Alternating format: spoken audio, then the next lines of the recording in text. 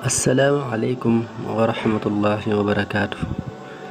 mboolem sunu mbokki jullit ñëpp di ko génn ci benn histoire bu am solo ci dëkk bu sorewul dara.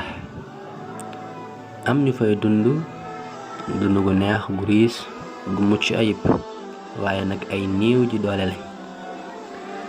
am na ku fa dëkk ku siiw lool, turam di Makarkari. Makarkari moom ku am alal la, am soxna su tedd, soxna su baax lool te laabiir.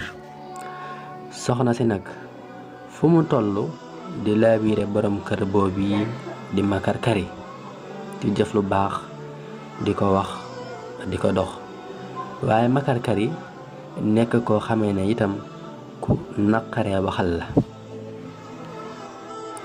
waxtu wa xamee ne itam soxna si mu ngi koy dénk di ko laabiire lépp lu baax. saa su tuddee alali Makarkari ne ko xamal ne kat sunu borom moo la ko may, wala ndénkaan la, te itam jullit ñi dañ cee am wàll, te itam yàgg alal yi day dem baa nga dem ba ko fi, te itam doomu aadama dañ cee am ab cër. mu ne ko déedéet, alal ji maay ki ko liggéey.